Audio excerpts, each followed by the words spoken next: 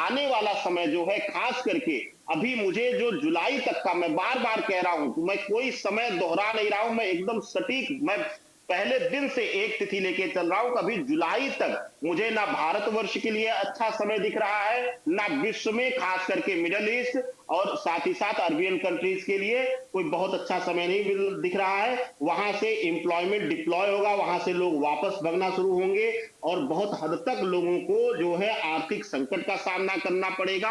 आर्थिक रूप से बहुत बड़ी मार जो है भारत के लोगों पर इस युद्ध के परिणाम स्वरूप आने वाली है। यह आप देखना शुरू कर देंगे, जल्दी ही इसका प्रत्यक्ष उदाहरण दिखना शुरू हो जाएगा भारतवर्ष की धरा पर। बिल्कुल, और इसका उदाहरण देखने को मिल भी रहा है। आचार्य जी, आपसे मैं एक और सवाल करना चाहूंगी। आचार्य जी, आप क्या सजेशन यहाँ देंगे, क्या आप यहाँ पर दर्शकों को बताएंगे जो लोग बाहर हैं, मतलब जो भारत के जो लोग हैं जो बाहर नौकरी पेशे के लिए हैं, अलग अलग देशों में हैं, क्या उनके लिए स्थितियां सामान्य होंगी? बहुत सारे माता पिता ये चाहते हैं कि उनके जो बच्चे हैं, अगर अच्छी नौकरी मिलती है विदेशों में तो वो जाए, तो क्या ग्रह गोचर बता रहे हैं कि विदेश जाने वाले भारतीय सुरक्षित रहेंगे? क्या नजर आ रहा है? क्योंकि यहाँ पर पेरेंट्स जो हैं, माता पिता चिंतित हैं जरा।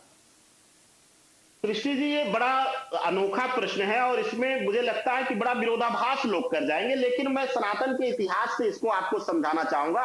हर पहलू जो है, हर बात जो है, उसके दो पहले होते हैं, एक तो जो है व्यवहारिक और एक आध्यात्मिक। अगर आध्यात्मिक पहलू से देखा जाए तो विदेश या विदेश भ्रमण को बस भ्रमण के लिए शुभकारी माना जाता था।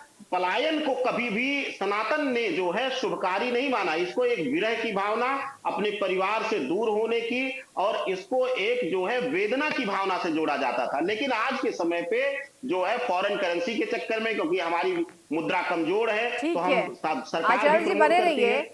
आचार्य जी बने रहिए। पंडित मनोज मिश्रा भी हमारे पैनल पर जुड़ चुके हैं। आचार्य जी, आपको भी नमस्कार। और देखिए, राकेश जी विवेचन कर रहे थे, दे रहे थे तब से जानकारी इस बाबत की क्या होगा ग्रह गोचर को लेकर। जरा बताइए, ज्योतिष के हिसाब से क्या नजर आ रहा है? हम गंड योग पर बात कर रहे थे, अलग क्या नजर आ रहा है मनोज जी? कब तक ये युद्ध चलेगा? स्थितियां क्या वाकई मई से सामान्य हो जाएंगी? क्या जानकारी? सबसे पहले आपके सभी दर्शकों को मेरा नमस्कार। अभी जो ग्रह स्थितियां बन रही हैं उनमें सबसे प्रमुख जिस चीज के ऊपर लगातार ये साल शुरू होने से पहले चर्चा होती रही है वो है मंगल और राहु का कंजंक्शन सतविषा नक्षत्र में। तो ये इस समय का अगर देखा जाए, एक चीज होती है कंजंक्ट होना, होता है कम्बख्त होना। राहु और मंगल की युति जो हुई है वो एग्जैक्ट डिग्री टू डिग्री कुंभ राशि के अंदर है। ये कॉम्बिनेशन ज्योतिष के अंदर बड़ा अशुभ माना जाता है, अंगारक योग बोलते हैं इसको। तो जैसा कि नाम है इसका अंगारक योग, उसी तरीके से इसका तत्व जो है, इसका संबंध जो है अग्नि तत्व से है, क्योंकि मंगल एक अग्नि तत्व ग्रह है और राहु जो है वायु का कारक है। और राहु का संबंध अपने यहाँ ज्योतिष के अंदर, जैसा आप भी बोल रहे हैं, विदेश से भी माना गया है। राहु को कारक ग्रह माना गया है विदेश से।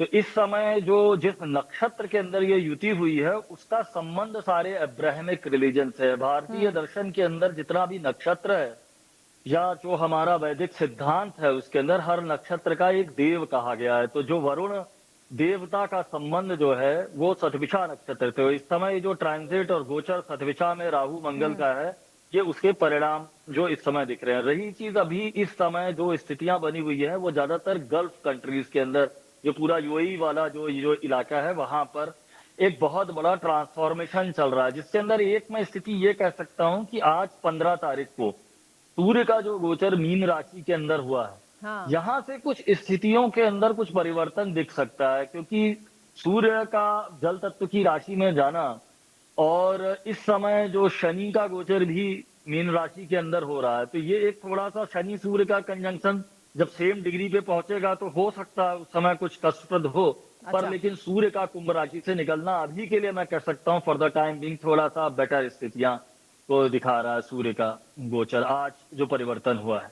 अच्छा तो जी मनोज जी, एक और मेरा इसमें अहम सवाल जी आपसे होगा। अगर बात की जी जाए भारत की अर्थव्यवस्था पर, अगर गहरी चोट जो पड़ती नजर आ रही है जैसा कि यहाँ पर बताया जा रहा है, लेकिन इधर प्रधानमंत्री भी कह रहे हैं घबराने की जरूरत नहीं है। अगर पहला संकट एलपीजी को लेकर आया है तो कहा यह जा रहा है कि इस युद्ध का जो असर है वो हमारे देश पर होगा। आपसे जरा मैं जानना चाहूंगी, क्या इसका असर पूरे साल भर में इस मंथ पर नजर आ रहा है, इस महीने पर ही होगा? आने वाले समय में मई के बाद अगर युद्ध समापन की ओर जाएगा तो स्थितियां कैसी नजर आ रही है हमारे देश के लिए?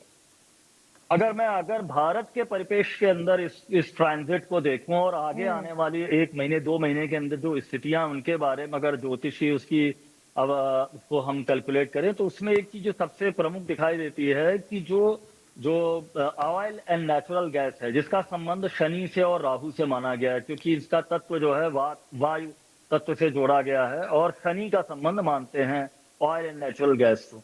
दूसरी तरफ अपना जो अपना भारत की अगर उसमें देखें कॉन्टेक्स्ट के अंदर, तो ये जो पूरा का पूरा जो सिस्टम अभी जो परिवर्तन या चेंजेस जो हुए कुंभ राशि के अंदर हुआ, जिसका संबंध भी शनि से कहा जाता है, ठीक लेकिन है। ये स्थितियां ठीक नहीं है, रहने समय हमें वाली इतनी हैं। की ही इजाजत देता है। मनोज जी, राकेश जी, आप दोनों का बहुत शुक्रिया पैनल पर चर्चा करने के लिए, तमाम जानकारी देने के लिए।